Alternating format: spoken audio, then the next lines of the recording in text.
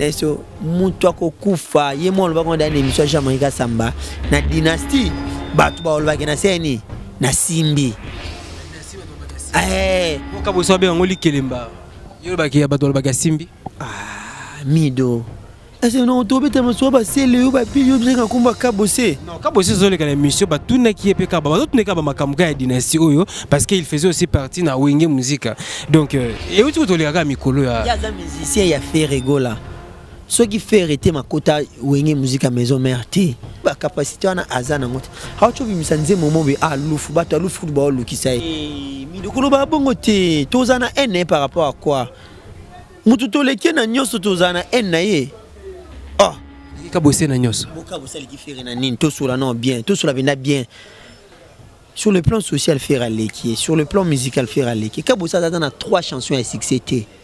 À moins Kabosé a sur un 4e album na sur le 3e ou 4e album, so compter ba nzembo ko appelle na 50 ba 60 nzembo.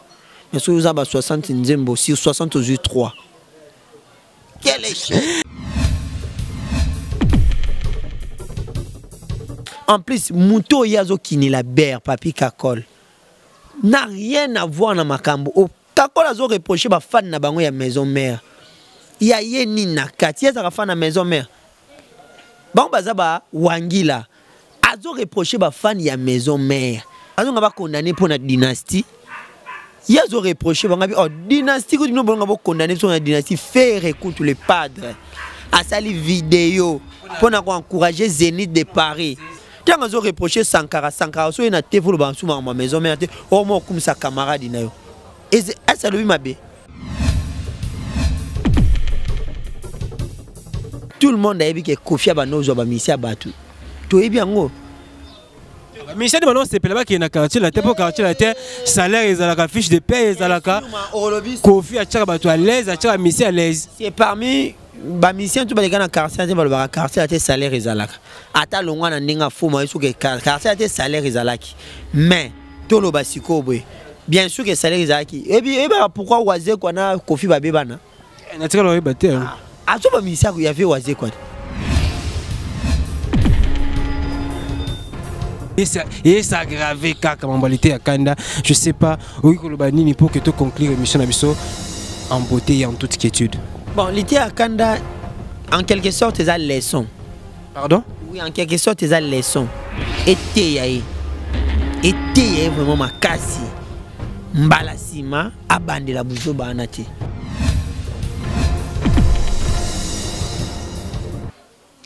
Oui, salut fidèle internaute, cher abonné de Emergence One Télévision. Donc, essayez à Makasi parce que tu vous a vraiment partout à travers le monde. La chaîne Nabino Bolingaka chaîne Nabino, vous soutenez de près tout comme de loin.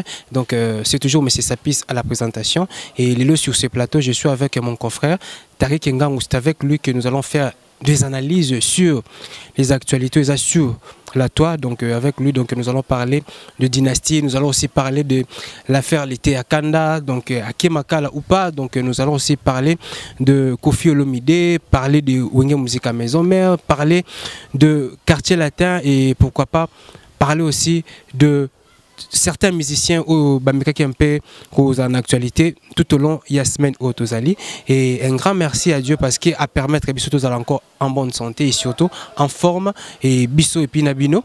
Donc merci les sous naba abonné ba soutenir Bisso de près tout comme de loin. Là je vois Carlos José et Sandra Mbabou en direct de Londres, sans oublier Mami Dikala maman na Owen. Donc yepena zaka Mami Dikala, Maman Owen et puis Sandra Mbabouda, Carlos José, Maître Loboko Fabrice déjà en direct de Kinshasa, donc Yeto Zakane toujours.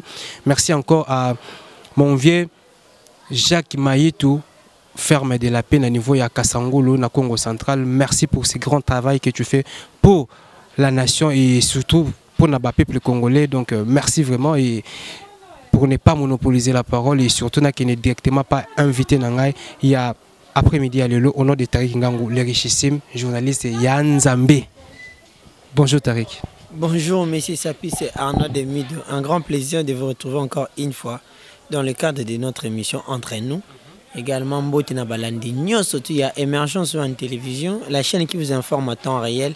Aujourd'hui, on est là pour vous informer. Tout ça, l'analyse et l'actualité à Mboka. et puis Maramounion c'est les cas sur la culture congolaise quoi. Un grand merci également à Gaulois, Gaulois surtout vous avez disséminé à travers le monde. Mélomane, il y a bonne musique également. J'ai dit un grand merci à maman Fanta Fofana, maman présidente de tous les Gaulois, à maman Madi Wembo Beton, à Emmanuel Kalonji, les coachs également, à Toussaint Boumba Lissoy, le motivateur de tous les Gaulois. Mbote partout, Berti Souvé, Papa Zara, mon ami depuis Istanbul. Plein de bonnes choses à toi. Mitune Eyo, Bayano Yanga, et puis on va faire. Merci Tariq Ngango, puisque tu parles de Gaulois. Et là, directement, je vois Ferrego, là, je suis de Nuance, les padres. Et pas ici que Zoé, André Knabovan, et ainsi que Jet Set Mobimba, Namoni, DG Polo, et puis Namoni, entourage tu as Ferrego là, merci Pichu Botoko, Ibou Noir, merci vraiment pour Namusala, Bozo Sala, Pyroman pesa déjà sur le terrain. Tariq Ngango, évolution à Pyroman les années parce que l'actualité à Ferrego là présentement c'est Pyroman. Voilà, Pyroman ça évolue bien, c'est déjà une semaine depuis que Pyroman est déjà sur le marché, sur les plateformes il y a téléchargement, sur le plan il y a écoute en ligne. Évolution tellement bien sur Spotify, et puis sur le plan via YouTube déjà c'est bon parce qu'il y a trace, il y a eu trace, mon ming comme 1 million difficilement. Mais déjà Pyroman avec l'allure où vont les choses déjà bientôt là tu vas atteindre 1 million. D'ailleurs les pas de route ma musique tu bêta on peut vu chose à on vu mais tu panza YouTube wana pour un niveau succès vite imanisa là. Niveau de succès nzemboka o ya Congo et ça là mais si vous avez vu mais YouTube ça allait être une autre chose mais YouTube a kanga comme je disais Pyroman évolue ça tellement bien ils a évolué tellement que c'est la raison pour laquelle nous demandons à tous les Gaulois à toutes les Gauloises gladiateurs mélomanes de bonne musique pour consommer Pyroman à 100%. Kende Kota na Boomplay, Amazon, Deezer, iTunes, Spotify, consommer et puis consommer beaucoup plus na Youtrace parce que Youtrace a une exclusivité sur le plan de la chaîne média parce que on attend qu'il y ait écoute en ligne. Maintenant sur le plan de la vidéo, c'est Youtrace qui a l'exclusivité puis le monopole. Il y a donc Pyroman vraiment déjà c'est bon, tout peut ça la chance. Parce que Ferrego l'a raté. Et Pessara regarde, moi certains ont eu à critiquer. Oh regarde-moi. Regarde-moi, résultat dans mon sur toi. Et bilelo, contrat mon nez à Casino de Paris, Oyo, Congolais mon côté Azoa. Grâce à Tib, mon regarde-moi Lelo, cover et ça, moi il sorti Nyonso.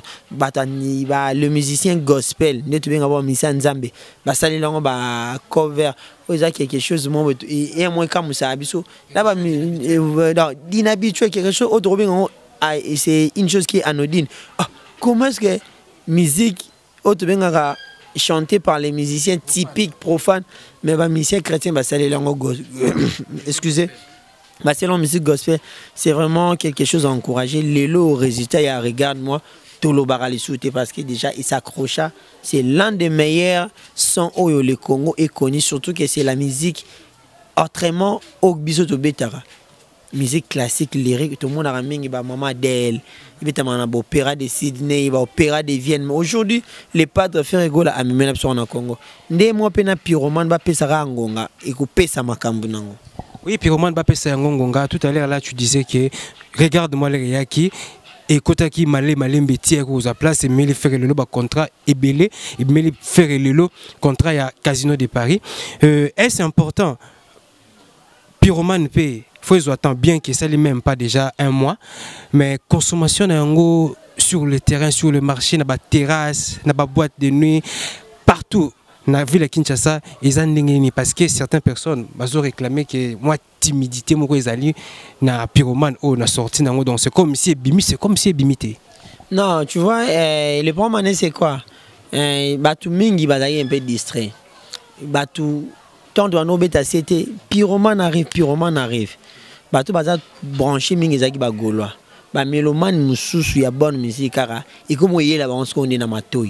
Et Pyroman ndengwana puis na yoka kiango na micho je t'assure je vous rassure tozana na yolo to ba na yolo so bimi na capella yo toza ki no na ndé Pyroman nebeta au côté na ba shopping courage au côté na ba fomi au côté na ba night club nyo sotwana au mona niveau ba DJ bazo bandela ngwa chaque fois. Donc pour l'instant je te dis déjà Pyroman est au monde di maman ndé na parce que ils en ont bandel to pesara ata un mois mona ki chasser zala inondé na rythme et pyromane.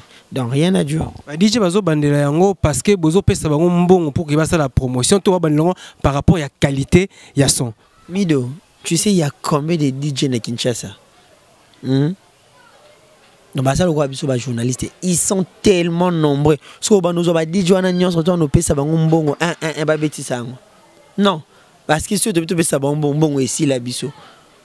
Donc bazo beta parce que baza bata musique, baza bata litoi. Ils ont compris les messages, ils ont compris les sons, ils ont compris la mélodie. Raison pour laquelle baso beti sarango. Bato a cité bandimio, bato a cité Sadio, bato toi na ba vie à moi Lex vraiment t'es quoi. Bato to fana na ba cité tondimi parce que bato ba bourgeois, bato moi na ba catégorie na ba moi yo vivre là. Et différent na bato a cité. Cité sur ndimio c'est musique et c'est ni et simbi. Donc ne déjà monter zo betango bongo qui toko. Oui, mais quand même, la critique peut comme lieu parce que le texte, le belé, bazo réclamer certains mots, bazo comprendre bien, monsieur au mot estime le dictionnaire pour qu'il comprenne certains mots où il y a pyromane et babi expression peut monsieur Suezana qui vraiment limbo la gango malamute n'a habité bino boza bagolois en tant qu'analyste babilo ka bongo na mato ino comme la guilloté. Mais c'est ça, c'est la chanson de tous les jours. Quand Ferrego là sort un album sur le marché. La chanson à tant nyonso. Oh boy, tu mets ça dans vilo quoi na. Mais na vieux jour, tu vas nous expliquer ni mot par mot. Tant ba buba ba bimsa ba nzembo ba olo ba moi na mine non. Nana lo ba non. Moi na to qui bien té parce que c'est fait rigole. Tout le monde a ba buba bina. Mais malo ba gout ba lobina katozo yo kati mozo bina. Pourquoi qu'on l'a fait rigole makasi ne wana. Jaloux na ba détracteur.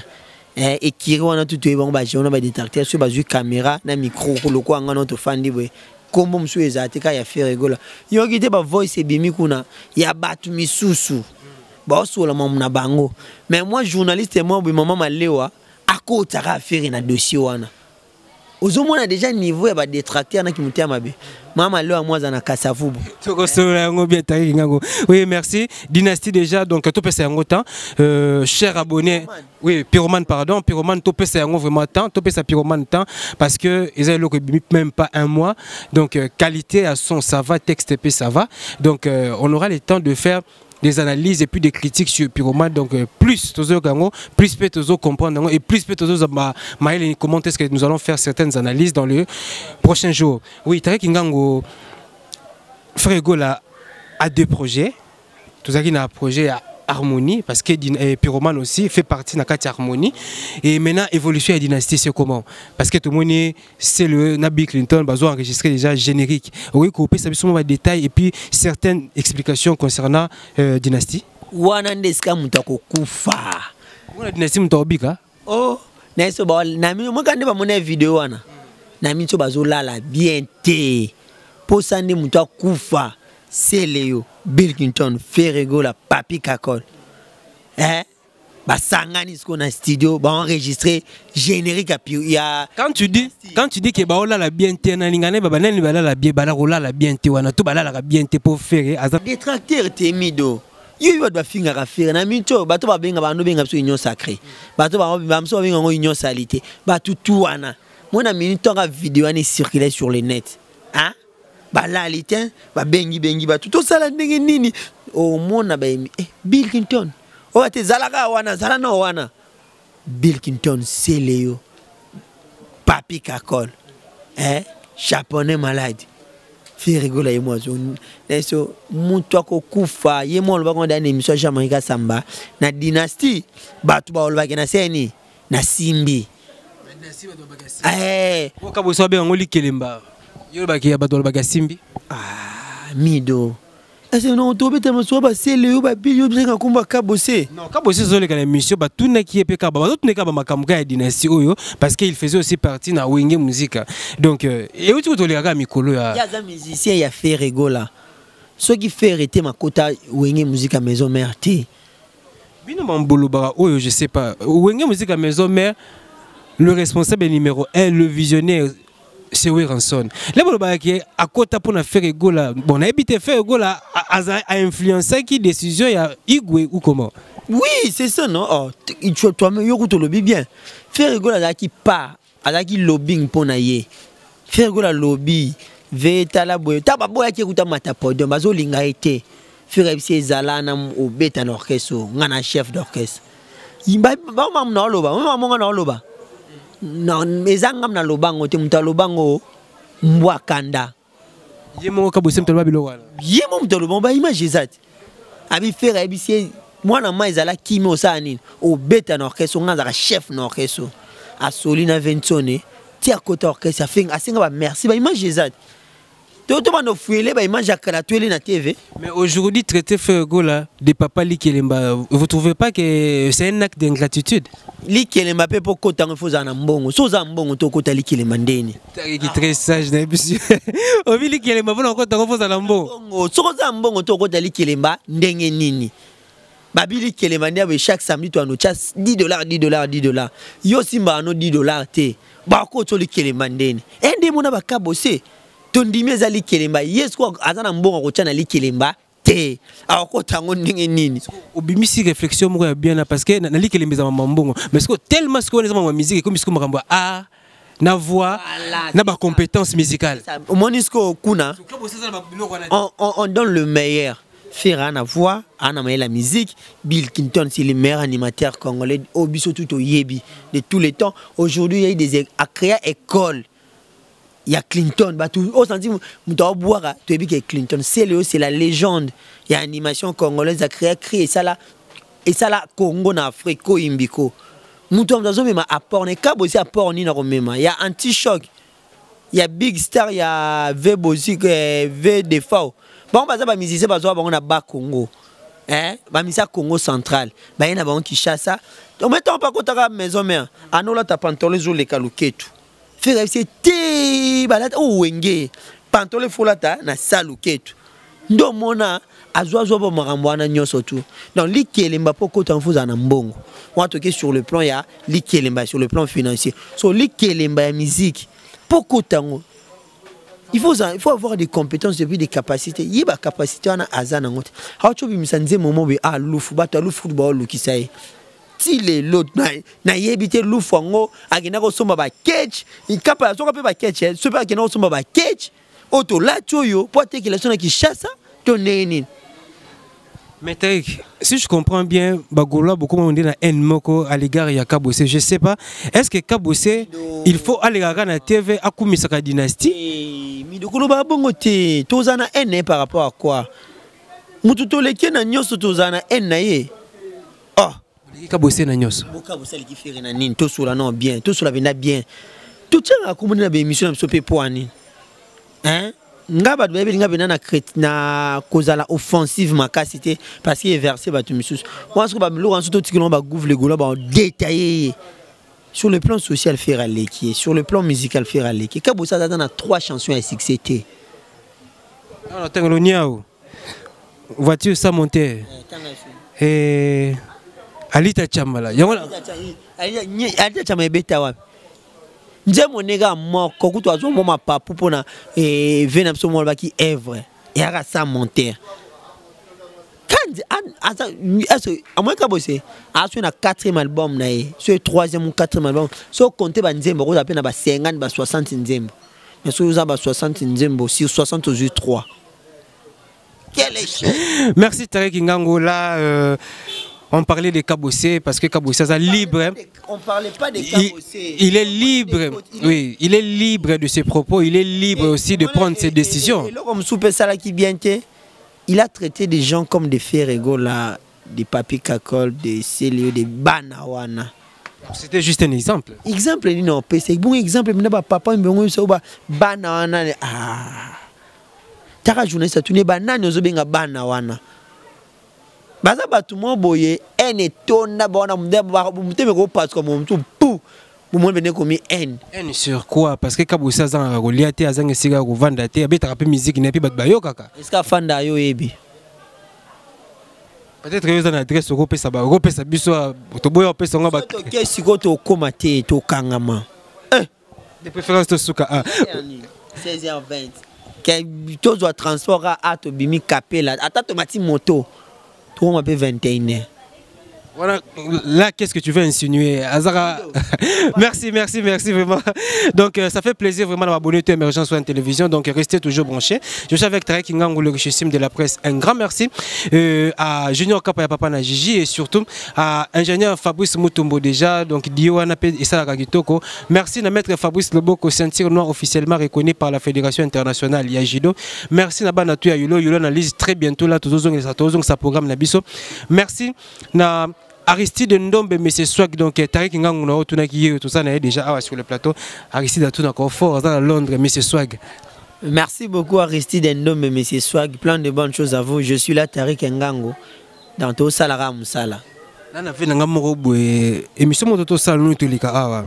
Via Benga mais j'ai non bossa qui une émission donc c'est comme si c'est pas présenté après que émission na chaîne oui, mais vu que avant de ça Moussala aïb makambo via après ça qui makasi ya 5 numéro na yo na pesa qui est je sais pas soit benga qui wala zama ya yo na vie.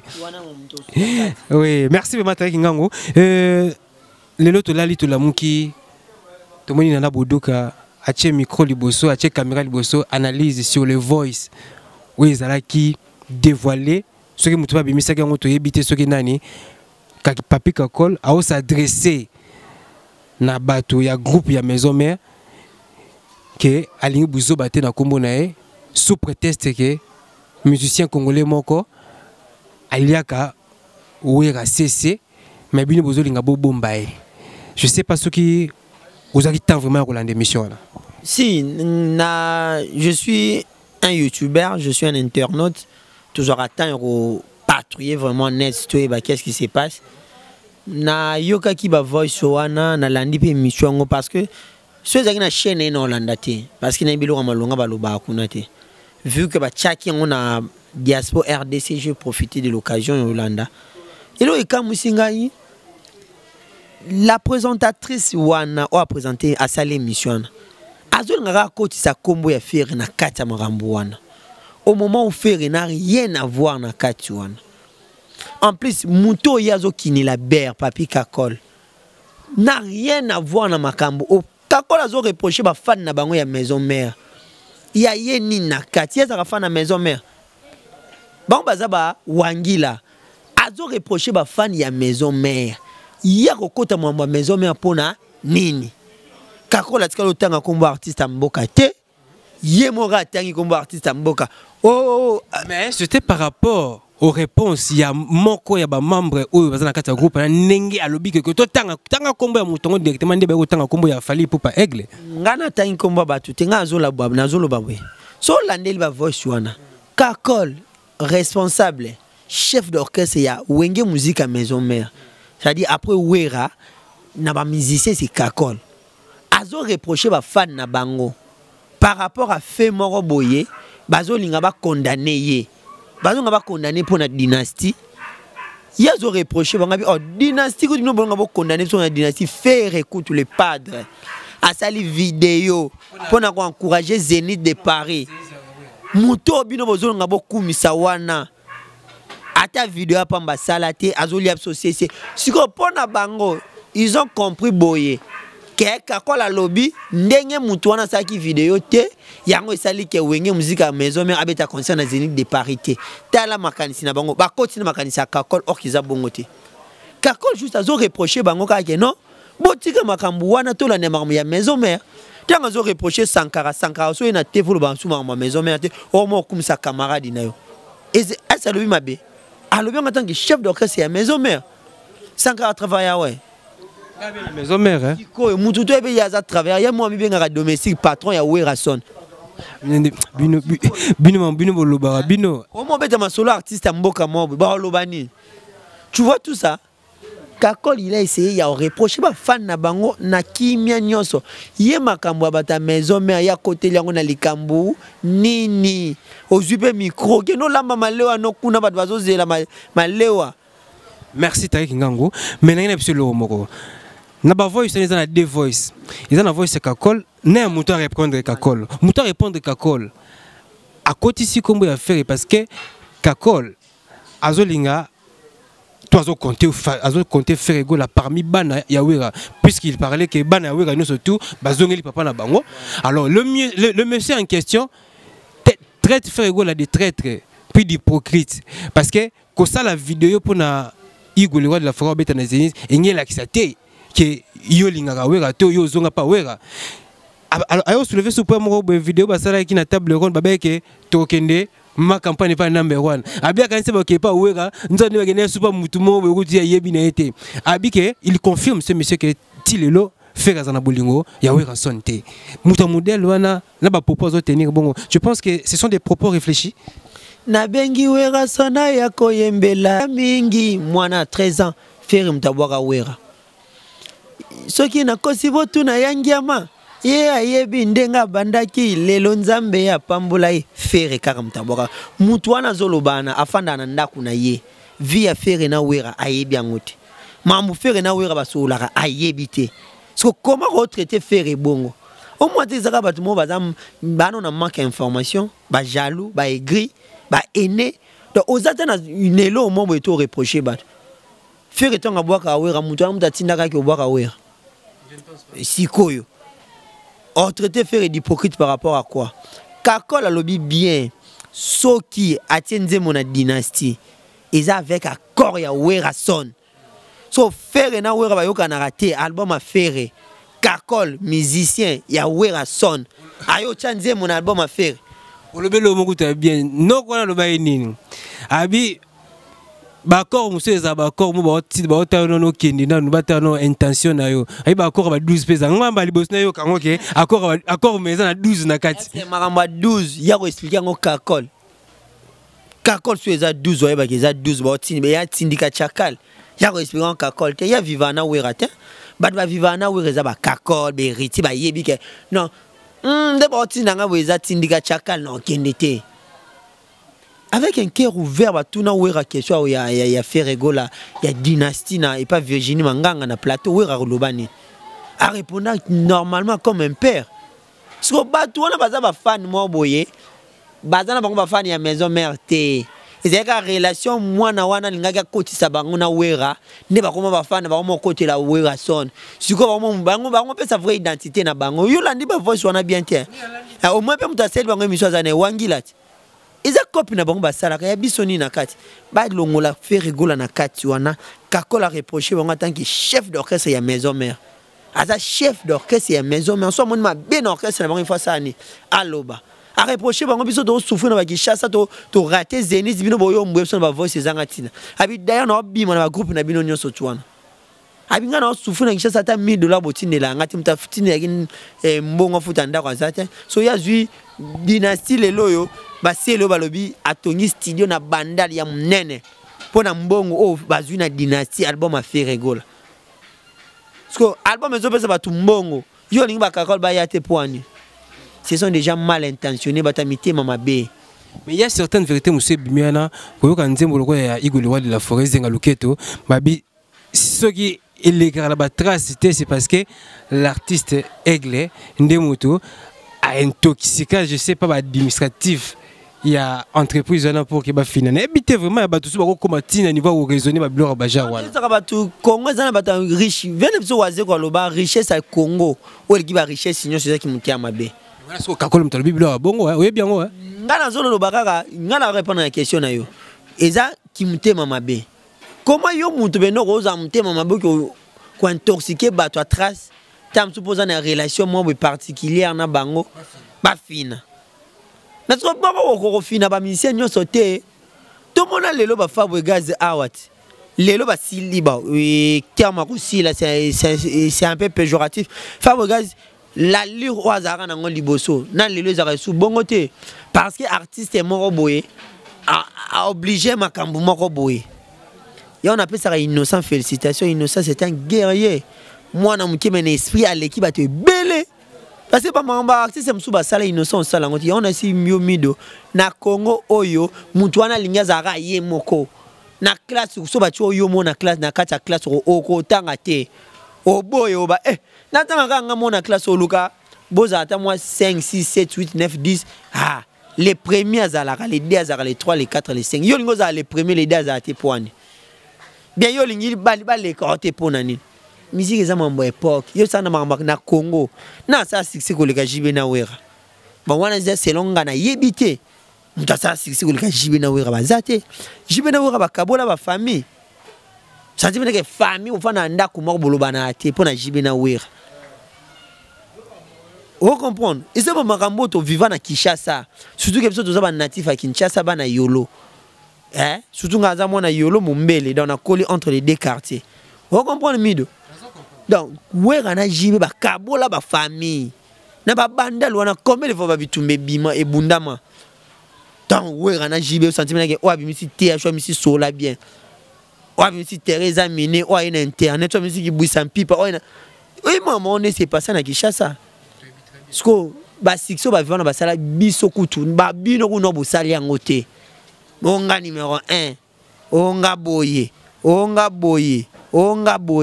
omona mambo anyos donc ezaka ki mutema be mombo to ko encourager te so ba sala mambo bongo ba zongi sapenda ndefera yemba tala si mazonga moto et de bango. Merci Tariq Ngango, voilà pena toujours éclaircissement et surtout opinion à Tariq par rapport il y a actualité oyo ba voice et bimi et belé bon je sais pas batoni non ba sala ba c'est pas normal tu es dans un groupe vous êtes membre vous êtes intégré dans un groupe alors ba voice vous obimisa yango pour que nango et pas batumi sous pour le créer ba buzz créer ba makambo belé je sais pas même ngape na comment se méfier que ça ba voice na ba groupe parce que ça risque un jour peut discours entre amis na kati ou soit entre membres na kati ya groupe ba bimisi on peut bolo bimi que yo lo baki bozongi si boye pe ba ko interpréter ngo na ba manière na bango.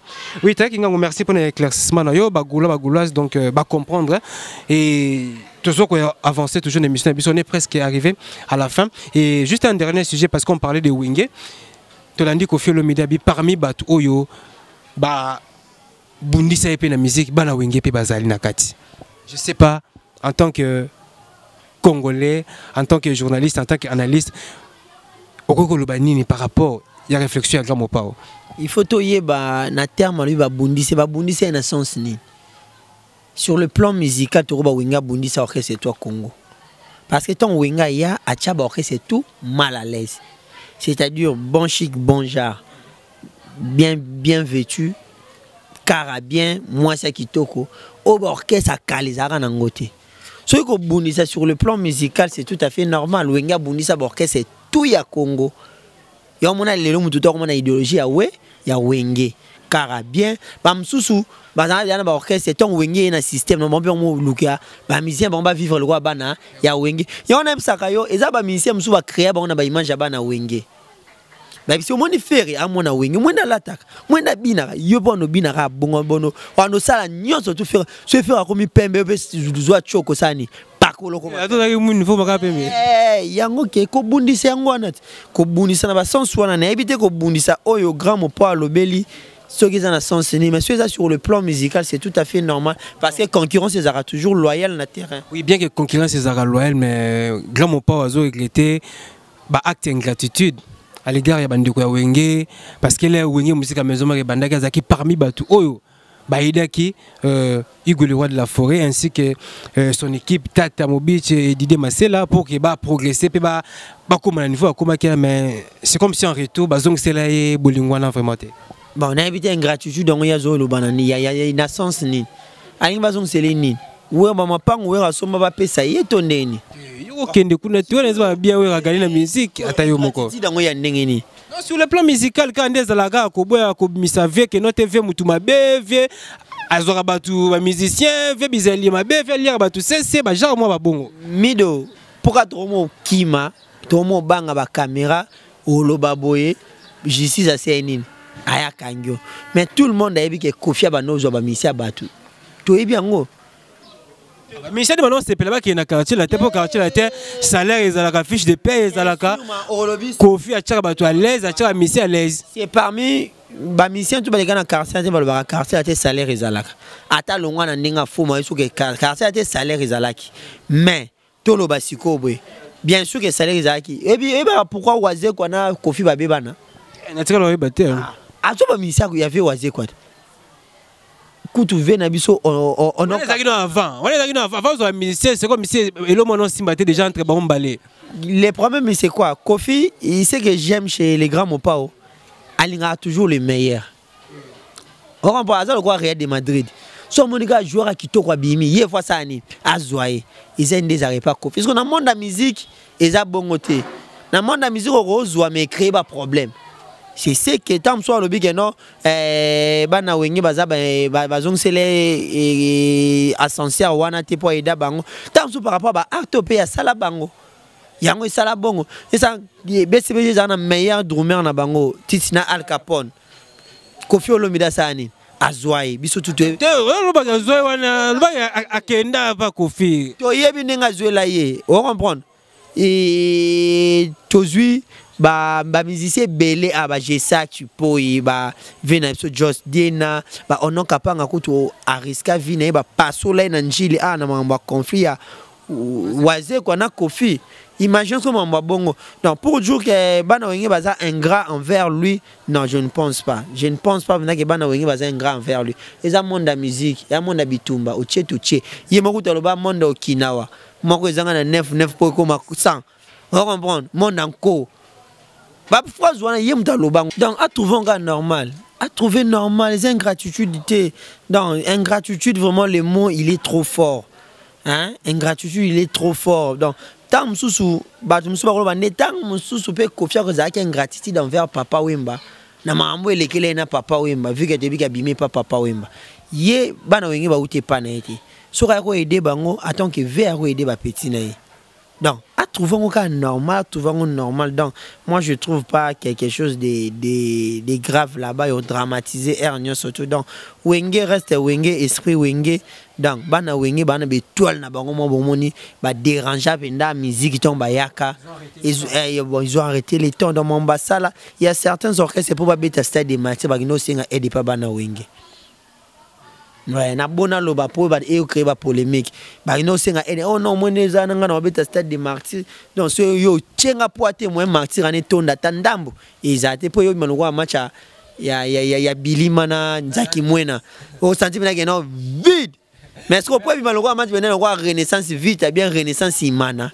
Faut bana wenge basani ba cha au poids. Donc, comprendre. Merci Tarek Ngango. Là, je parlais des Rangers.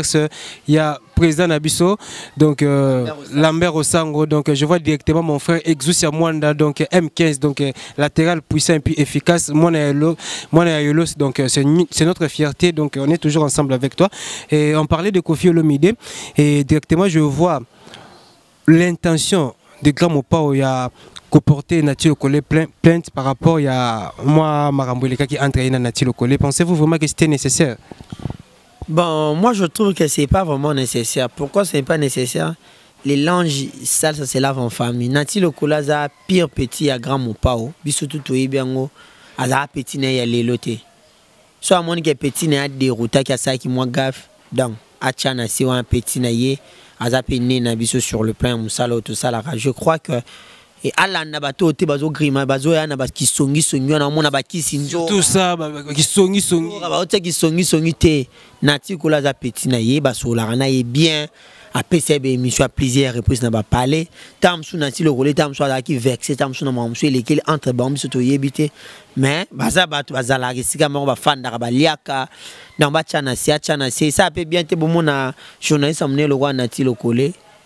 Narata makala tam susu a reporté un plus sur le plan il y a chronique musicale il y a mboka na biso dans na makala moi ça musala bien exaté donc on a benda ba petit na donc ba petit na ya génération tout ba Alain Nzambe ba Nati Lokole ba belé moi binda no bois ka ba on a ba disque donc acha benda na je trouve que même si Nati Lokole il a été à kenda ki moi tam susu ça qui veut mon pas au bien té ça qui mon pas bien té ya za papa binda girara makama puis ça za mukolo Aibina Gérard Makambo déjà achana se tuebige mbasi manati Lokole quel que soit Makambo alors il y a les sous pas bandela alors ils ont le droit ba condamné par sursis la prochaine fois il ne viendra pas donc il est en sursis na déjà en mise en garde donc c'est un peu ça ba chana se mon déjà mambako kangsa ils ont ça bien télité à kanda yo na prison déjà zo souffrir ko kangsa bon zo ça na propreté. Oui, merci Mataki Kingango. Donc, Grand Mopao, Limbisa Ozale, grand artiste Yambokoyo. Vous faites aussi la fierté de notre culture. Donc, Nati Lokole, Paza Moko, il y a des journalistes. Et puis, Aza modèle, il y a chroniqueur. Chroniqueur Zebele Lelo, Tala Nati Lokole pour Bakuma Obazali. Donc, bien qu'il y a eu des problèmes entre vous-même, il y a une possibilité de l'arranger, amiable pour que Mamoutou les Kakitoko. Oui, tu allais dire quoi? Je voulais ajouter ceci. Kofi Olomide, na minute on est musique congolaise etikala. Mutatikala on dirait moi mkolo wazana makambo. Ezaïe. Ouais, papa Mbatika biso pe à son âme, King Kester Emene également pe à son âme, Bamadilou Batebele Bakenda. Mais na minute nos sentiments que non vraiment boye. Il est hors norme. Au monde na gaz fabulous, au monde na innocent. Au monde na Gezma Weto, au monde na Gali Gervais. Intergénérationnel, s'il faut le dire. Donc, il est partout. Donc, c'est l'icône vraiment la minute. Parce que l'icône, aussi rabbi, ça rappelle dans mon c'est ça rabienté. Vraiment, achanase, nature kolaza petit naï. Oui, merci Tariq Ngango. Donc, on est presque arrivé à la fin de notre émission. Mais par rapport à Masolo, il y a l'été à Kanda, Maramunizo qui indique et ça aggravé quand l'été à Kanda. Je sais pas, oui, Kolobani, pour que tu conclures l'émission en beauté et en toute quiétude. Bon, l'été à Kanda, en quelque sorte, c'est la leçon. Pardon? Oui, en quelque sorte, c'est la leçon. Été vraiment ma cassi. Mbalasima, abandé la bougeau banati. Zobanini, babi, il a réclamé droit naé. Droit ni n'a réclamé. Pour boire qui bazo qui saki bakata ke bilamba. Mais ça musa la sécurité, yo ngocha désordre na concert, sécurité bazo qui batona sécurité pour na nini. To sola on peut bien commido. Sori yo tie bato sécurité, moi na to sa émission boy. O tie bato sécurité liboso wana. Mutu mwa nga yo sa désordre kota tina plateau A. Muta sécurité azwa kangi a bois qui est. Mutu ana yo réclamer droit.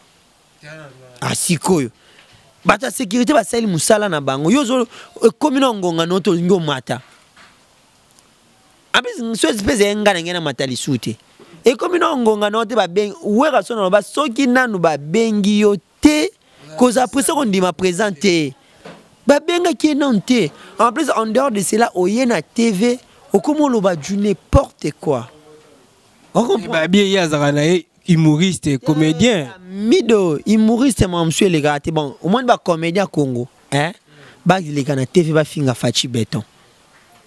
Nandenga comédie. Au moins, na article, bimelo, outrage au chef de l'État, bah, kangio. Comédien, nin. Toi, tu viens à la télé. Non, qui va ben fraction, c'est bien atteinte à l'honneur. Oui, ça la atteinte à l'honneur. Maître Massa Nangai Alpha Bombole en direct de South Africa, maître avocat Ayebi Marambo, maître Merveille Lundende, l'avocat international de Washington, hein, le coordonnateur de ASECO, Ayebi Makambo da kumaba papier. Ako bimiselo musuyo mobe tout ça va ventir mi beko zaboy. Atteinte à l'honneur ezalaka. Quand toi tu viens à la télé bi boubou lionde là. Tout na moi sinon na bana na finga ka ba bêtise. Ah mido. Non, c'est trop exagéré. Non, l'ité à Kana Mankana na Congo. L'ité à Kana, il y a un essai à un nez. Un nez, so il y a une comédie, on a comédie. Kofi à la tabilamba, yamba, mon TV. Kofi au bilamba, on la tuana. Kofi au lomide, na niveau ya Kofi. Est-ce que vous faites la vidéo à la voix? Vous avez vu à Tala, Tala, biso Tala, Siko. T'as soubi vu à Tala, beta Kara. Hein? Oh longola Kofi o finga o mabe o eza comédie temido et touchaka mutu muso bibongo bana ne ba famille ba sepelité image ya mutu. Moi le problème c'est quoi? Moi ni mutu ya gendo agene makam na bangwana mutu anazaka lo wa nyoka na kata libulu avivara na ba moi nyoka na kata libulu o vivra na nani na bana na ye o moni soki yo antana li douce libula moni lion hein akangi a suyo lui alio ye etali ete et alors l'artiste ana ine concert wana bubu yonda kangi sai etaye mo eta aziba valise na mbale po akene banzela ne ba concert na beta ete yo tika na makala asa mutu mo beto moni ba assistance na Je ne comprends bien le lien qui est que pas quoi makambo. Bon, en réalité, tout le monde est bien vrai. Tout sur la pembe. Mutu ba kangi na concert na yo par rapport à dire à lobaki. En plus si mutu ba kangi c'est pire ve na yo. Ça s'appelle louche côté, il compte louche. Pire ve na openda pire ve no to moni ba photo na table bozo lia bozo beta na ba mbo ba câlin ba mbote bozo o senti pire ve na yo. Ah o ba pve mutu wana ni gafa ki tchana c'est mais to réédiquer. Hein, on comprend. Rien à jour au bêtis sur le tu vas nous emballer ba valise non un tacos. Ok. Yona bi nyoka na kati ya libulu kana bana na ye. O tu ekoleka na mokili etali ete. Baswa yo pa ngando, baswa yo pa nguma. Okate baba kuna o président bana tongo to lieti tacos. Mwana obela tacos. Liti akani yo kena mamba bongo. Père spirituel, bas sanctionner bon ba ki ba somela ba semoul, ba soukali ba ki otige na prison. Infraction $5,000 donc ba luka ba kangisa ba pesa ba foutela. Ba foutela ba sa tintiani ba sanctionner $2 et coca 2500 personnes et coca $5,000 ba kende. Mais ba tu vas poster je suis lité à Kana, je na mo ndio poster. Eh na poster ngote wana za buzoba, mutasali buzoba ngi poster je suis lité à Kana. Naza contre yete me ba acte sala ki za mabe. Biso to senga na vena biso boli yondela li kondi protège hein parmi ba service à sécurité à solo ya Congo li kondi protège ça yeso akena ki tina niveau yo dénigrer société mutu koloba keno ba lemba nde bazana ta moko to betanga balia ba fufu elala balala ba pongi atteinte à l'honneur ya société mutu musutonga ki bonga bi ah c'est que société na bazana batama longa te non zo bango sous na service à sécurité na ngati au bébé c'est muninga cop bon comme maman des mais attends que ba ime attends que ba pandi sango ba to TV to sengika na grand mécène ya mboka na biso bubo liondela to mona ki présence ya Jekoko Mulumba qui na ko sengalité akanda pardon achana se aza papa mwana soka chubie lisapina lisu aroboma mwana wana te donc achapena na se achana se achape nana sie alimbisa dit chaque Congo moni chaque Congo na keli bazo fuka ngo senga ba pardon na ebisio batu musuba tape ba sentiment mamwe tali ta ya kotika aiba artiste en danger ça danger nido muta kufite po bat balia ba mbongo mamona tuto yima mondele kaka donc biso to senga na bubuli yondela pardon na kombo ya ba pandisango ya ba humoriste ba comédien. Donc, Verchana, c'est. Tu as sûr que tu es yé. Mais tu sais pas là, net ngana sepelalité à Kanda, surtout ceux qui basangani na concerne absolu Cynthia Kapashi. Interprétation, on ne va interpréter la ça là, biso bien. Ça là bien. Cynthia, mutuna olité à Kanda. Tanga robima, au bende benana kuzu, sans caméra. Au talissier la réalité parce que biso to sur la caméra mais en dehors la caméra moi je suis zalaka au talissier la réalité on comprend ba blague net se pela nango et ça va tout bien et soulage rabatu mais exagérer ndete rabatu te akenda na mamba ngana total vidéo wana na ebisio ndalobi boye écréler makambu tu es témoin na ebiso ango na bi écréler makambu. Et les gars, pas même 24 heures, tout le monde n'a pas convocation parquet. Pour un nid. Et au moins, il faut montrer ça. Et salaka. A toi qui peut la classe mingité, mais sagesse en Zambé, et zalaka. Raisonnable, ouais, la terre, bateau, il y a ça qui n'a pas de émission, et l'Enga Congo, Martin. Bah, Rose avait un réflexe que non, place au lobby, ma bête au sani. Tolongola. Mais tu même sur YouTuber, tu loues la vie. Et ça n'est to lula base et les cas. Lilo n'habite l'enga Congo et assisté. Le batam soukra n'a pas émission. Mais c'est déjà une assistance. Vous comprenez? Atalaka, kweni na chalokolo. Batum suna mboko yo na biso mi de toi en Afrique. Toi n'a pas de démocratie le quoi ba France était le pays de la vieille démocratie. Toi en Afrique, Afrique on peut suni Congo. Quand on a la prison de Forti, on doit azate. Vous comprenez? On doit avoir des limites. Merci Tarik Ngang, on est arrivé à la fin de notre émission. Merci vraiment à abonner tout pour la émergence sur la télévision. M. Sapis toujours dans la présentation, donc et ça va toujours bien. Donc Tarik a eu le temps de nous expliquer en long et en large concernant l'actualité vraiment et parcourir semaine au Mobimba. Donc Boyoki Tarik, donc merci encore une fois Tarik na assistance et surtout na invitation de nous répondre. Et juste un dernier message et puis un dernier mot et puis quelques dédicaces na bandeko tout balingaka le richissime de la presse. Yann Zambé Tarik Ngang. Merci beaucoup, je suis Tarik Ngango, journaliste à Nzambe, le richissime. Journaliste à Nakatia, émergence sur une télévision. Nazape na chaîne Nangamoro, Nzambe TV officiel, bon qui vous s'abonner kuna. Et que ça la bien, message à Batutu Balinganga, je suis là. So bon mon place, moi, le baki moi gaffe, et na sola qui bien te. Mon numéro est affiché, on a beau bengi, beau PC conseil, et ça va bien. So il peut vous en avoir au baki, ça n'a autre chose là-bas. Numéro est toujours, on a beau bengi, et ça va bien. So il peut vous avoir beau PC, ça va conseil, même sur le plan spirituel, peut vous en beau bengi. So il peut pas raisonner arabiso, hein.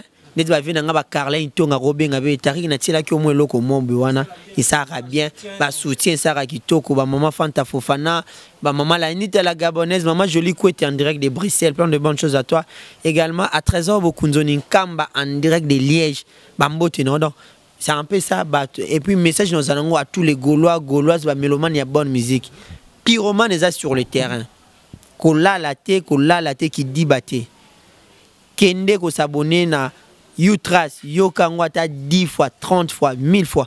Na Bossani, Ferregola, Azan nominé na Afrima. Azan nominé na 3 catégories. Azan a meilleur son. Oh, ils regardent moi. Azan a meilleure inspiration.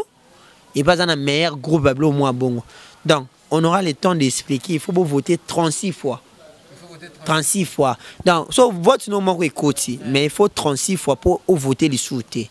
Donc, c'est-à-dire, si on vote mbala moko, et on va te souki wana.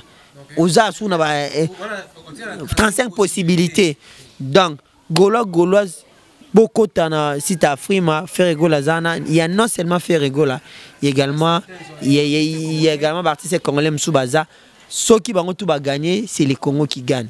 Et Ndek a gagné, c'est les Congos qui gagnent. Reboso a gagné, c'est les Congos qui gagnent. Inos Biso a gagné, c'est les Congos qui gagnent. Tout ce va gagner, c'est les Congos qui gagnent parce que Biso tout aux Congolais. Tu veux la musique, il y a Congo, c'est notre pays. Un grand merci à Batunio, surtout Balanda Kinga. J'ai dit un merci à Alain Kembe, la garçon de disques mon vieux depuis Paris. Plein de bonnes choses à toi. Également, à bienvenue Rossignol, le mannequin des Lions. À Berti Souvé Papa Zara, mon ami Totaro fêté 70 ans d'anniversaire. Il y a Maman Beyandoukou, hein, 70 ans, ça s'est fait. Joyeux anniversaire encore une fois à notre maman. Et puis, merci beaucoup à Balandinho, surtout Bandi Tarik Ngango. Merci beaucoup. Oui, ça n'est fini pour cet après-midi. Donc, bon week-end à tout le monde. Bonsoir, Nabino Nyo, surtout Bozolandabiso, parce qu'il est presque 18h à Kinshasa. Donc, beau passer ma soirée à Malamou en famille, donc merci Nabino. Et émission Nabiso les Aikitoko, donc sur ce plateau, j'étais avec Tarik Ngango, le richissime de la presse. Donc on a eu à brosser certaines actualités où ils sont vraiment sur la toile dans la République démocratique du Congo et surtout dans Internet. Donc on a signé Nabino, vous a toujours branché l'émergence sur la télévision. Donc chaîne Nabino Yango, un grand merci vraiment à l'équipe technique qui est assurée par Junior Kapaya Papa Najiji. Et je vois Ephraim Kayembe, sans oublier ingénieur Fabrice Moutombo. Merci vraiment. Comment voit Michael Bassansa, maître Fabrice Yajido et puis bande connu surtout au Nabosani Kombonae abenga vraiment la téléphone numéro nangazali 082 553 46 43. Na koki jamais kobosana ferme de la paix Jacques Mayitou à Somba Somba Mapang et Belé na République démocratique du Congo. Merci vraiment pour le soutien. Carla Itonga, un londonien na Katia au Royaume-Uni. Merci vraiment pour le soutien. On se retrouve très prochainement.